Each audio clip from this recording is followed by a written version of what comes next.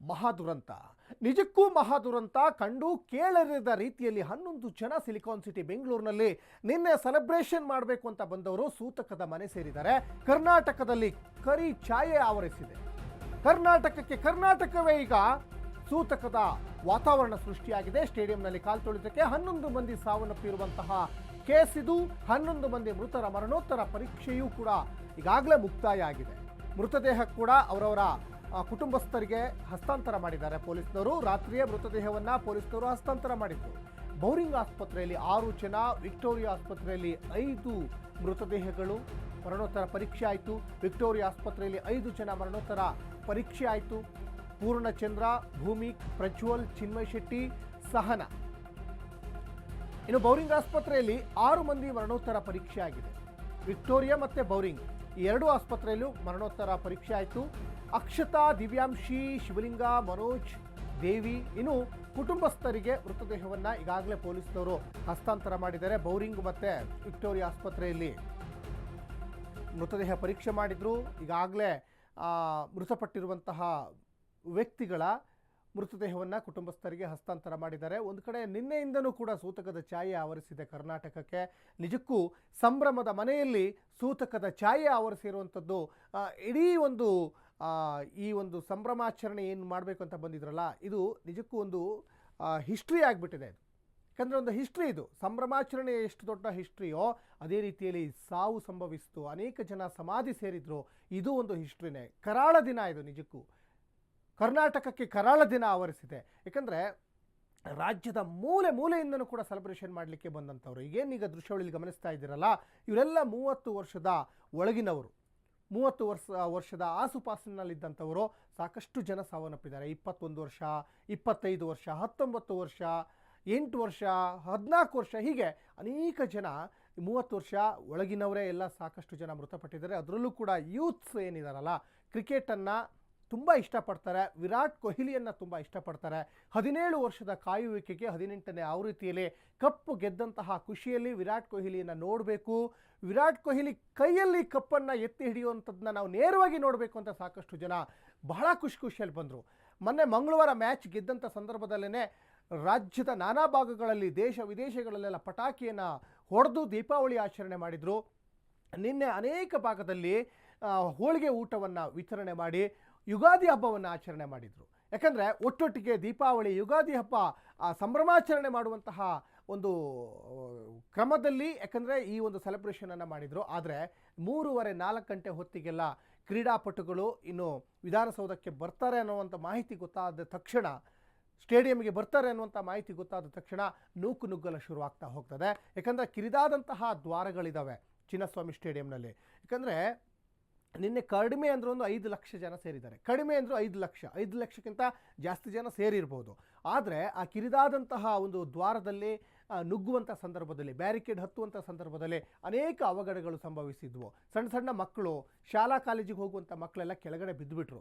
ಬಿದ್ದಂಥ ಸಂದರ್ಭದಲ್ಲಿ ನುಗ್ಗಲಾಯಿತು, ಕಾಲು ತುಳಿತಕ್ಕೆ ಒಳಗಾದರು. ಸಾಕಷ್ಟು ಜನ ಸಾವನ್ನಪ್ಪಿದ್ದಾರೆ. ನೋಡಿ, ಈಗ ಶಿವಲಿಂಗ, ಚಿನ್ಮಯ್ ಇವರೆಲ್ಲ ಬದುಕಿ ಬಾಳಬೇಕಾದಂಥವ್ರು. ಪೂರ್ಣಚಂದ್ರ ಇರ್ಬೋದು, ಹೀಗೆ ಅನೇಕ ಜನ ಸಾವನ್ನಪ್ಪಿದ್ದಾರೆ. ಎಲ್ಲರೂ ಕೂಡ ದೊಡ್ಡ ಕನಸನ್ನು ಇಟ್ಕೊಂಡಂಥವ್ರು. ಅವರ ಪೋಷಕರು ಇವ್ರ ಬಗ್ಗೆ ಸಾಕಷ್ಟು ನಿರೀಕ್ಷೆಗಳನ್ನು ಇಟ್ಕೊಂಡಿದ್ರು. ನೋಡಿ, ಇದೇ ಪೂರ್ಣಚಂದ್ರ ಮಂಡ್ಯ ಭಾಗದವರು. ಒಂದು ಬಿಲ್ಡರ್ ಸಂಸ್ಥೆಯಲ್ಲಿ ಕೆಲಸ ಮಾಡ್ತಾಯಿದ್ರು. ಮನೆಗೆ ಆಧಾರ ಸ್ತಂಭ ಆಗಿದ್ದರು. ಇನ್ನೊಂದು ಕಡೆ ಪ್ರಜ್ವಲ್, ಚಿಂತಾಮಣಿ. ನೋಡಿ, ಕೋಲಾರದ ಚಿಂತಾಮಣಿಯಿಂದ ಸೆಲೆಬ್ರೇಷನ್ ಮಾಡಲಿಕ್ಕೆ ಬೆಂಗಳೂರಿಗೆ ಬಂದಿದ್ದರು. ಎಲ್ಲ 20 ವರ್ಷ, 21 ವರ್ಷ, 25 ವರ್ಷ, 30 ವರ್ಷದ ಒಳಗಿನವರೇ ಸಾಕಷ್ಟು ಅನಾಹುತಕ್ಕೊಳಗಾಗಿದ್ದಾರೆ. ಸಹನ ಇವರು ಕೂಡ ಕೋಲಾರದ KGFನವರು. ಕಾಲು ತುಳಿತ ದುರಂತ ಅಂತ್ಯದ ಬಳಿಕ ಚಪ್ಪಲಿಗಳ ರಾಶಿ ಕೂಡ ನೋಡಿದ್ರು. ಸ್ಟೇಡಿಯಂ ಬಳಿ ಚಪ್ಪಲಿ, ಶೂ ಬಿಟ್ಟು ಸಾಕಷ್ಟು ಜನ ಫ್ಯಾನ್ಸ್ ಓಡಿ ಹೋದರು. ರಸ್ತೆಯಲ್ಲೇ ಸಾಕಷ್ಟು ರಾಶಿ ಚಪ್ಪಲಿಗಳು ಬಿದ್ದಿದ್ದಾರೆ. ಎಲ್ಲಂದರಲ್ಲಿ ಸಾಕಷ್ಟು ಜನ ಓಡೋಡಿ ಹೋಗಿದ್ರು. ಕಾರು, ಇನ್ನು ಸ್ಟೇಡಿಯಂನ ಕಬ್ಬಿಣದ ಗೇಟ್ ಎಲ್ಲ ಧ್ವಂಸ. ಕ್ರೀಡಾಂಗಣ ಸುತ್ತ ಎಲ್ಲಿ ನೋಡಿದ್ರೂ ಕೂಡ ಚಪ್ಪಲಿಗಳ ರಾಶಿ. ಸಾಕಷ್ಟು ಜನ ಚಪ್ಪಲಿಗಳನ್ನು ಎಲ್ಲಿ ಬೇಕಲ್ಲೇ ಬಿಟ್ಟಿದ್ದಾರೆ. ಗೋಡೆ, ಕಬ್ಬಿಣದ ಗೇಟನ್ನು ಜಂಪ್ ಮಾಡಿ ಹೋಗಲಿಕ್ಕೆ ಸಾಕಷ್ಟು ಜನ ಯತ್ನ ಮಾಡಿದ್ರು. ತಂತಿ ಬೇಲಿಯನ್ನು ಮುರಿದು ಅಭಿಮಾನಿಗಳು ಒಳನುಗ್ಗಿದ್ರು. ಕಾಲ್ತುಳಿತ ದುರಂತದ ಅಂತ್ಯದ ಬಳಿಕ ಸಾಕಷ್ಟು ಚಪ್ಪಲಿಗಳನ್ನು ಅಲ್ಲಿ ಗಮನಿಸಬಹುದು. ಯಾಕಂದರೆ ಸ್ಟೇಡಿಯಂ ಹತ್ತಿರ ಇರ್ಬೋದು ಅಥವಾ ಸ್ಟೇಡಿಯಂನ ಅಕ್ಕಪಕ್ಕದ ಜಾಗದಲ್ಲಿ ಸಾಕಷ್ಟು ಜನ ಬಂದಿದ್ದರು. ಯಾಕಂದರೆ ಮತ್ತೆ ಕಂಟ್ರೋಲ್ ಮಾಡೋಕ್ಕಾಗಲಿಲ್ಲ, ಪೊಲೀಸ್ನವರು ಲಾಠಿಯನ್ನು ಬೀಸುವಂಥ ಪ್ರಯತ್ನನೂ ಕೂಡ ಮಾಡಿದರು. ಆ ಸಂದರ್ಭದಲ್ಲಿ ಚಪ್ಪಲಿಗಳನ್ನು ಗಮನಿಸದೇ ಅಲ್ಲಿ ಓಡಲಿಕ್ಕೆಲ್ಲ ಶುರು ಮಾಡಿದರು. ನೋಡಿ, ದೃಶ್ಯಾವಳಿಯಲ್ಲಿ ಕೂಡ ಗಮನಿಸ್ತಾ ಇದ್ದೀರಾ. ಯಾಕಂದರೆ ಕ್ರೀಡೆ ಬಗ್ಗೆ ಅಭಿಮಾನ ಇರಬೇಕು, ಕ್ರೀಡಾಪಟುಗಳ ಬಗ್ಗೆನೂ ಅಭಿಮಾನ ಇರಬೇಕು, ಬೇಡ ಅಂತ ಹೇಳಲ್ಲ. ಆದರೆ ನಿಮ್ಮ ಅಭಿಮಾನ ಅತಿರೇಕಕ್ಕೆ ಹೋದಾಗ ಇಂತಹ ಪರಿಸ್ಥಿತಿ ಆಗ್ತದೆ. ನೋಡಿ, ಇವತ್ತು ಬಂದಂತಹ ಈ ಸೆಲೆಬ್ರೇಷನ್ ಮಾಡಬೇಕು ಅಂತ ಬಂದಿರುವಂತಹ ಸೆಲೆಬ್ರಿಟಿಗಳಿಂದನೇ ಇವತ್ತು ಸಾಕಷ್ಟು ಅನಾಹುತಗಳಾಗಿದ್ದಾವೆ. ಯಾಕಂದರೆ ಇವತ್ತು ಪ್ರತಿಯೊಬ್ಬ ಕ್ರೀಡಾಪಟುಗಳು ನಿಮ್ಮಲ್ಲಿ ಸೆಲೆಬ್ರೇಷನ್ ಕಾಣ್ತಾ ಇರ್ತಾರೆ, ನಿಮ್ಮ ಖುಷಿನೇ ಅವರಿಗೆ ಸಂತೋಷ ತಂದೋಡ್ತಾ ಇರ್ತದೆ. ದೃಶ್ಯಾವಳಿಯಲ್ಲಿ ಗಮನಿಸ್ತಾ ಇದ್ದೀರಾ, ಒಂದು ಭಾಗದಲ್ಲಿ ಜನಗಳು ಚದರಿ ಹೋಗ್ತಾ ಇರುವಂಥದ್ದು, ಮತ್ತೊಂದು ಭಾಗದಲ್ಲಿ ಇದೇ ಜನರ ಚಪ್ಪಲ್ಗಳು ಕೂಡ ಈಗ ಗಮನಿಸ್ತಾ ಇದ್ದೀರಾ. ಯಾಕಂದರೆ ಇಂತಹ ಪರಿಸ್ಥಿತಿ ತಂದೊಡ್ಲಿಕ್ಕೆ ಒಂದು ಕಡೆ ಫ್ಯಾನ್ಸ್ ಕೂಡ ಕಾರಣ ಆಗ್ತಾರೆ, ಸರ್ಕಾರವೂ ಇದರಲ್ಲಿ ನೇರ ಹೊಣೆ ಆಗ್ತದೆ, ಜೊತೆಗೆ ಪೊಲೀಸ್ ಇಲಾಖೆಯ ವೈಫಲ್ಯವೂ ಇದರಲ್ಲಿ ಎದ್ದು ಕಾಣಿಸ್ತಾ ಇದೆ. ನೀವು ಈಗ ಲಾಠಿ ಬೀಸುವ ಕೆಲಸ ಮೊದಲೇ ಮಾಡಿದರೆ ಅಟ್ಲೀಸ್ಟು 11 ಹೆಣಗಳಾದರೂ ಬೀಳೋದು ನಿಲ್ತಾ ಇತ್ತೇನೋ. ಡಿ.ಕೆ. ಶಿವಕುಮಾರ್ ಹೇಳ್ತಾರೆ, ನಿನ್ನೆ ನಮ್ಮದೇನು ತಪ್ಪೇ ಇಲ್ಲ, ಸರ್ಕಾರ ಎಲ್ಲ ಅಚ್ಚುಕಟ್ಟಾಗಿ ಕಾರ್ಯನಿರ್ವಹಿಸಿತ್ತು, ಜೊತೆಗೆ ಪೊಲೀಸ್ನವರು ಅಚ್ಚುಕಟ್ಟಾಗಿ ಕೆಲಸ ಮಾಡಿದ್ರು, ಅದ್ರ ಜೊತೆಗೆ ನಾವೇನು ಬಂದಂಥ ಫ್ಯಾನ್ಸ್ಗೆ ಏನು ದೊಣ್ಣೆ ತಗೊಂಡು ಹೊಡೆಯೋಕ್ಕಾಗ್ತದೆ ಅಂತ ಹೇಳಿದರು. ನೀವು ದೊಣ್ಣೆ ತಗೊಂಡು ಹೊಡೆದಿದ್ರು ಏನು ಬೇಜಾರಾಗ್ತಾ ಇರಲಿಲ್ಲ. ಆದರೆ ಸಾವು ನೋವುಗಳು ಸಂಭವಿಸಿದ್ವಲ್ಲ, ಇದು ನಿಜಕ್ಕೂ ಸಂಭ್ರಮ ಅಲ್ಲ, ಇದು ಸೂತಕದ ಮನೆಯಾಗಿದೆ. ಕರಾಳ ದಿನ ಇದು ನಿಜಕ್ಕೂ. ಕರ್ನಾಟಕಕ್ಕೆ ಒಂಥರ ಸೂತಕದ ಮನೆ. ಯಾಕಂದರೆ ಬರೀ ಬೆಂಗಳೂರಿನವರಲ್ಲ ಅಲ್ಲಿ ಸಾವನ್ನಪ್ಪಿರುವಂಥದ್ದು, ರಾಜ್ಯದ ನಾನಾ ಭಾಗಗಳಿಂದ ಬಂದಿದ್ದರು. ಮಂಡ್ಯದಿಂದ ಬಂದಿದ್ದರು, ಯಾದಗಿರಿಯಿಂದ ಬಂದಿದ್ದರು, ಕೋಲಾರದಿಂದ ಬಂದಿದ್ದರು, ಹೆಬ್ರಿಯಿಂದ ಬಂದಿದ್ದರು, ಇನ್ನು ಬೆಂಗಳೂರಿನಲ್ಲೂ ಸಾಕಷ್ಟು ಜನ ಇವತ್ತು ಇದನ್ನು ಕಣ್ತುಂಬಿಕೊಳ್ಬೇಕಂತ ಬಂದಿದ್ದರು. ಯಾಕಂದರೆ ಟಿ ವಿ ಪರದೆ ಮೇಲೆ ಸಾಕಷ್ಟು ಜನ ಕೊಹ್ಲಿಯನ್ನು ನೋಡಿದರು.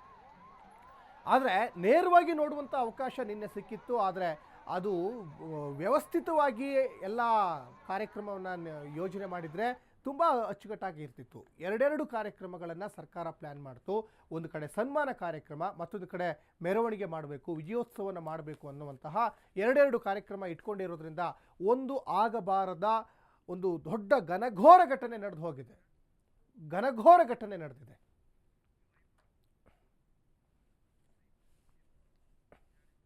18 ವರ್ಷಗಳ ಕನಸು ನನಸಾಗಿತ್ತು, ನಾಡಿನೆಲ್ಲೆಡೆ ಸಂಭ್ರಮ ಮನೆ ಮಾಡಿತ್ತು. ಆದ್ರೆ ನಿನ್ನೆ ನಡೆದಿರುವಂತಹ ಒಂದು ಘಟನೆ ಆ ಸಂಭ್ರಮವನ್ನ ಬ್ರೇಕ್ ಮಾಡಿತ್ತು.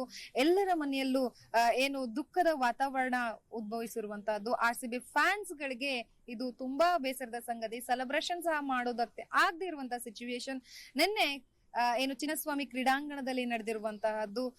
ಸುಮಾರು 3:30 ಸಮಯದಲ್ಲಿ ಸಾಕಷ್ಟು ಜನರು ಅಭಿಮಾನಿಗಳು ಏನು ಚಿನ್ನಸ್ವಾಮಿ ಕ್ರೀಡಾಂಗಣಕ್ಕೆ ಭೇಟಿ ನೀಡ್ತಾರೆ.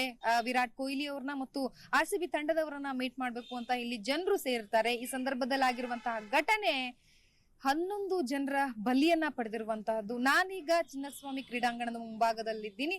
ಇಲ್ಲಿಯ ಸದ್ಯದ ದೃಶ್ಯಾವಳಿಗಳನ್ನ ತೋರಿಸ್ತಾ ಹೋಗ್ತೀನಿ. ನೀವು ಈ ದೃಶ್ಯಾವಳಿಗಳಲ್ಲಿ ಗಮನಿಸ್ತಾ ಹೋಗ್ಬೋದು. ಈ ಚಪ್ಪಲಿಗಳ ಹೇಳ್ತಾವೆ ಇಲ್ಲಿ ಎಷ್ಟು ಜನರಿದ್ರು, ಯಾವ ಸ್ಥಿತಿಯಲ್ಲಿ ಅವರ ಕಾಲಲ್ಲಿರುವ ಚಪ್ಪಲಿಗಳು ಬಿದ್ದಿದಾವೆ ಅಂತಂದ್ರೆ ಅವರ ಸ್ಥಿತಿ ಹೇಗಾಗಿತ್ತು ಅಂತ ಹೇಳಿ ನಾವು ಗಮನಿಸಬಹುದು ದೃಶ್ಯಾವಳಿಗಳಲ್ಲಿ. ಯಾಕಂತಂದ್ರೆ ಸಂಪೂರ್ಣವಾಗಿ ಇಲ್ಲಿ ಸುಮಾರು ಏನಿಲ್ಲ ಅಂತಂದ್ರು ಹತ್ತತ್ರ 1 ಲಕ್ಷದವರೆಗೂ ಸಹ ಅಭಿಮಾನಿಗಳು ಸೇರಿರುವಂತ ಸಂದರ್ಭದಲ್ಲಿ ನುಗ್ಗಲಾಗಿ ಒಬ್ಬರ ಮೇಲೊಬ್ರು ಬಿದ್ದು ಈಗಾಗಲೇ 11 ಜನರು ಸಾವನ್ನಪ್ಪಿದ್ದಾರೆ, 20 ಜನರಿಗೆ ಗಾಯಗಳಾಗಿದ್ದಾವೆ. ಈ ಎಲ್ಲ ಜನರನ್ನ ಈಗಾಗಲೇ ಮೃತದೇಹಗಳನ್ನ ಸಹ ರವಾನೆ ಮಾಡಿರುವಂತದ್ದು. ಚಿನ್ನಸ್ವಾಮಿ ಕ್ರೀಡಾಂಗಣದ ಮುಂಭಾಗದಲ್ಲಿ ರಾಶಿ ಚಪ್ಪಲಿಗಳು ಬಿದ್ದಿರುವಂತಹದ್ದು. ಇಲ್ಲಿ ಹಾಕಿರುವಂತಹ ಬ್ಯಾರಿಕೇಡ್ ಗಳನ್ನ ದಾಟಿ ಜನರು ಒಳಗಡೆ ಹೋಗೋದಕ್ಕೆ, ಕ್ರೀಡಾಂಗಣದ ಒಳಗಡೆ ಹೋಗೋದಕ್ಕೆ ಏನು ಮುಂದಾಗ್ತಾರೆ. ಆ ಸಂದರ್ಭದಲ್ಲಿ ಘಟನೆಗಳು ನಡೆಯುತ್ತೆ. ಅಂದ್ರೆ ಅವ್ರ ಚಪ್ಪಲಿಯನ್ನು ಸಹ ಅವ್ರ ಕಾಲ ಇಟ್ಕೊಳಕ್ ಆಗಿಲ್ಲ ಅಂತಂದ್ರೆ ಎಷ್ಟರ ಮಟ್ಟಿಗೆ ಜನಜಂಗುಳಿ ಇಲ್ಲಿ ಕೂಡಿದ್ರು ಅಂತ ಹೇಳಿ ನಾವು ಒಂದು ಇಮ್ಯಾಜಿನೇಷನ್ ಮಾಡ್ಕೋಬಹುದು. ನಾವು ದೃಶ್ಯಾವಳಿಗಳಲ್ಲೂ ಸಹ ನಿನ್ನೆಯಿಂದನೂ ಸಹ ನೋಡ್ತಾ ಇದ್ದೀವಿ. ತಿಂಡಿ ತಿನಿಸುಗಳು ಸಹ ಈಗಾಗಲೇ ರಸ್ತೆಯುದ್ದಕ್ಕೂ ಬಿದ್ದಿರುವಂತಹದ್ದು ನೋಡ್ಬೋದು ನಾವು ದೃಶ್ಯಾವಳಿಗಳಲ್ಲಿ. ಟೊಮೆಟೊ ಆಗಿರ್ಬೋದು, ತಿನಿಸುವಂತ ಆಹಾರಗಳು, ಪದಾರ್ಥಗಳನ್ನು ಸಹ ಅವ್ರಿಗೆ ಇಲ್ಲಿ ಕೊಡಕ್ಕೂ ಸಾಧ್ಯ ಆಗಿಲ್ಲ, ಅದನ್ನ ಮಾರಾಟ ಮಾಡಕ್ಕೂ ಸಾಧ್ಯ ಆಗಿಲ್ಲ. ಆ ರೀತಿಯಾಗಿ ಇಲ್ಲಿ ಒಂದು ಸಂದರ್ಭ ನಿನ್ನೆ ಏನು ಉದ್ಭವ ಆಗಿತ್ತು. ಅದು ಸಾಕಷ್ಟು ಜನರಿಗೆ ಒಂದು ರೀತಿಯಲ್ಲಿ ನೋವಿನ ಮನೆಗೆ ನೂಕಿರುವಂತಹದ್ದು ಸಂಪೂರ್ಣವಾಗಿ ನಾವು ಗಮನಿಸಬಹುದು. ಎಲ್ಲ ಒಂದ್ ಕಡೆಗೆ ಮುಂಚಿತವಾಗ್ಲೂ ಗೇಟ್ ಓಪನ್ ಮಾಡಿದ್ರಿ ಯಾವುದು ಘಟನೆ ನಡೀತಾ ಇರ್ಲಿಲ್ವೇನೋ ಅನ್ನುವಂಥದ್ದು ಸಹ ನಾವು ಗಮನಿಸಬಹುದು. ಯಾಕಂತಂದ್ರೆ ಸುಮಾರು 11 RCB ಅಭಿಮಾನಿಗಳು ಇವತ್ತು ತಮ್ಮ ಅಭಿಮಾನದಿಂದ ಪ್ರಾಣವನ್ನ ಕಳ್ಕೊಂಡಿರುವಂತಹದ್ದು. ಇದಕ್ಕೆ ರಾಜ್ಯ ಸರ್ಕಾರ ಹೊಣೆ ಅಥವಾ ಅಭಿಮಾನಿಗಳ ಹೊಣೆ ಆಗ್ತಾರೋ ಗೊತ್ತಿಲ್ಲ. ಒಟ್ನಲ್ಲಿ 11 ಜನರು ಬಲಿಯಾಗಿರುವಂತಹದ್ದು. ಕ್ಯಾಮ್ರಾ ಪರ್ಸನ್ ವಿಶ್ವನಾಥ್ ಜೊತೆ ಲಕ್ಷ್ಮೀ ಬಾಗಲಕೋಟೆ, ಅಶ್ವಿಕ ನ್ಯೂಸ್, ಬೆಂಗಳೂರು. ಆರ್ಸಿಬಿಯ 18 ವರ್ಷಗಳ ಕನಸು. ಇನ್ನು RCB ಅಭಿಮಾನಿಗಳಿಗೆ ಮೃತ್ಯು ಕೂಪವಾಗಿತ್ತು ಚಿನ್ನಸ್ವಾಮಿ ಸ್ಟೇಡಿಯಂ. ಸಾಲು ಸಾಲು ಎಡವಟ್ಟುಗಳಿಂದಲೇ ನಡೀತಾ ಹಾಗಾದ್ರೆ ದುರಂತ ಅಂತೂ ನಡೆದಿದೆ. ಅದಕ್ಕೆ ಕಾರಣ ಏನು? ನಿನ್ನೆ ಮಧ್ಯಾಹ್ನ 2 ಗಂಟೆವರೆಗೂ ಸಾಮಾನ್ಯವಾಗಿತ್ತು ಸ್ಟೇಡಿಯಂ. ಮಧ್ಯಾಹ್ನದ ನಂತರ ಒಂಥರ ಪರಿಸ್ಥಿತಿ ಬಿಗಡಾಯಿಸ್ತು. 1 ಗಂಟೆಯಲ್ಲೇ ಸ್ಟೇಡಿಯಂ ಚಿತ್ರಣವೇ ಚೇಂಜ್ ಆಯಿತು. ವಿಕ್ಟ್ರಿ ಪರೇಡ್ ಮತ್ತು ಟಿಕೆಟ್ ಬಗ್ಗೆ ಸ್ಪಷ್ಟವಾದ ಮಾಹಿತಿಯೇ ಇರಲಿಲ್ಲ. ಸ್ಟೇಡಿಯಂ ಎಂಟ್ರಿ ಟಿಕೆಟ್ ವಿಚಾರದಲ್ಲಿ KSCA ಸಾಕಷ್ಟು ಎಡವಟ್ಟನ್ನು ಮಾಡಿದೆ. RCB ಅಭಿಮಾನಿಗಳಿಗೆ ನಿಜಕ್ಕೂ ಸ್ಟೇಡಿಯಂ ಮೃತ್ಯುಕೂಪವಾಯಿತು. ಅದಕ್ಕೆ ಕಾರಣ KSCA ಇಂದನೇ ಆಗಿದೆ. ಸಾಲು ಸಾಲು ಎಡವಟ್ಟುಗಳಿಂದಲೇ ಹಾಗಾದ್ರೆ ನಡೀತಾ ದುರಂತ.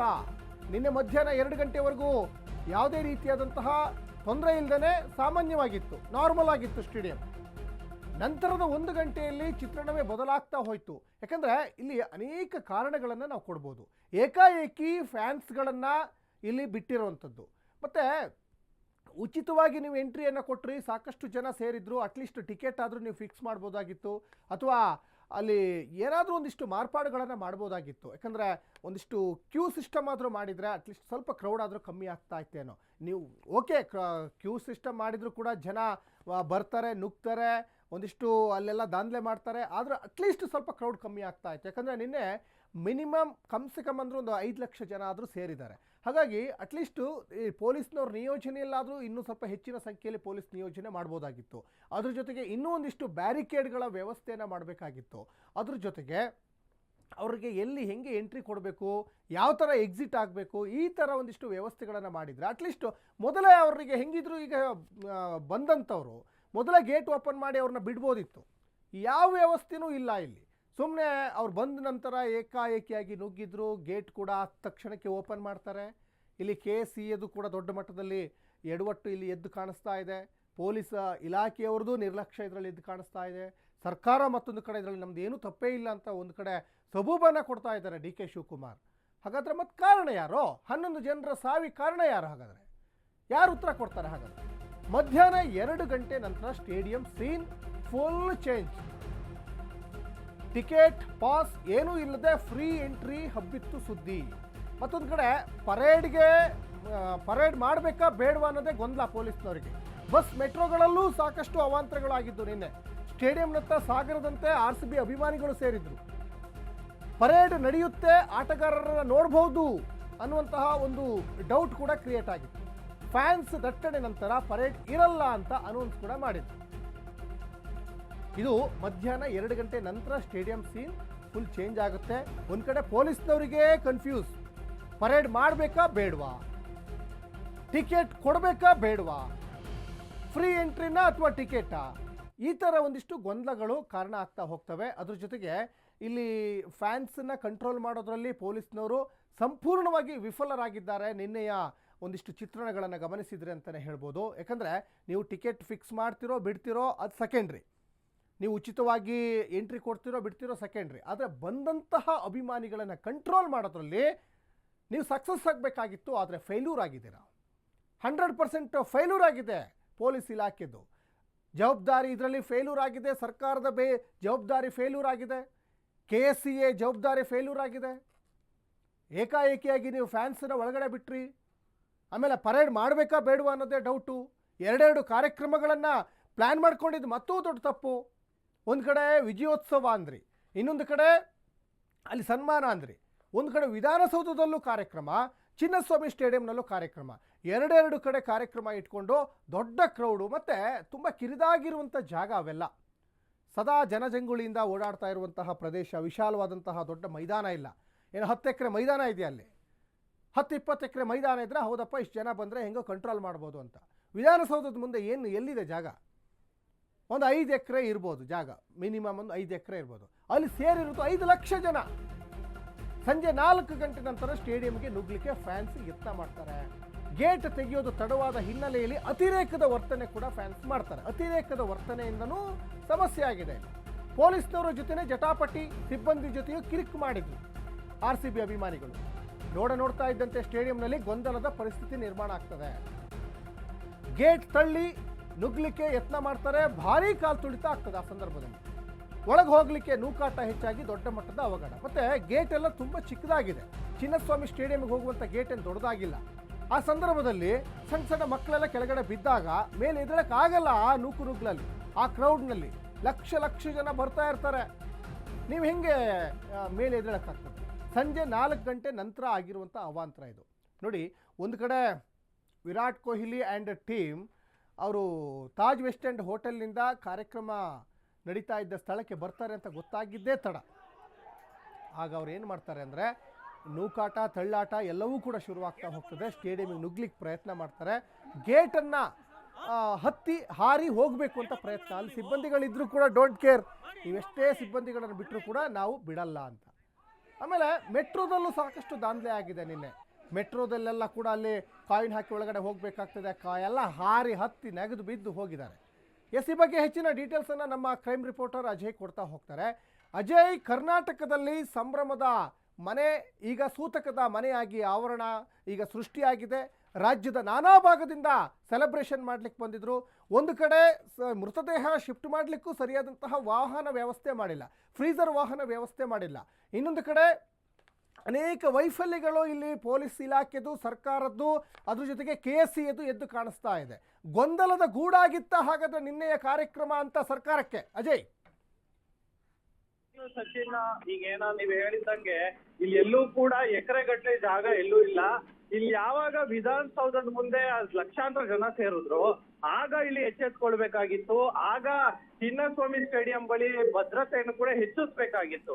ಆದ್ರೂ ಕೂಡ ಇಲ್ಲಿ ಆ ಒಂದು ಕೆಲಸವನ್ನ ಮಾಡೋದ್ರಲ್ಲಿ ಈಗ ಅವರು ವಿಫಲ ಆಗಿರುವಂತದ್ದು. ಸೊ ಹೀಗಾಗಿ ಈ ಒಂದು ವಿಚಾರವಾಗಿ ಯಾರು ಹೊಣೆ ಅನ್ನೋದ್ರ ಬಗ್ಗೆ ಇಲ್ಲಿ ಚರ್ಚೆ ಆಗ್ತಿದೆ ಹೊರತು ಏನು ಪರಿಹಾರ ಅನ್ನೋದು ಇನ್ನೂ ಕೂಡ ಗೊತ್ತಾಗಿಲ್ಲ. ಯಾಕಂತಂದ್ರೆ ಈಗ ಈ KSC ಆಗಿರ್ಬೋದು, ಪೊಲೀಸ್ ಇಲಾಖೆ ಆಗಿರ್ಬೋದು ಅಥವಾ ರಾಜ್ಯ ಸರ್ಕಾರ ಆಗಿರ್ಬೋದು ಸರಿಯಾದಂತಹ ಏನು ಕ್ರಮವನ್ನ ತಗೋಬೇಕಾಗಿತ್ತು, ಆದ್ರೆ ಅದನ್ನ ತಗೊಳ್ಳೋದ್ರಲ್ಲಿ ಇಲ್ಲಿ ವಿಫಲ ಆಗಿದೆ.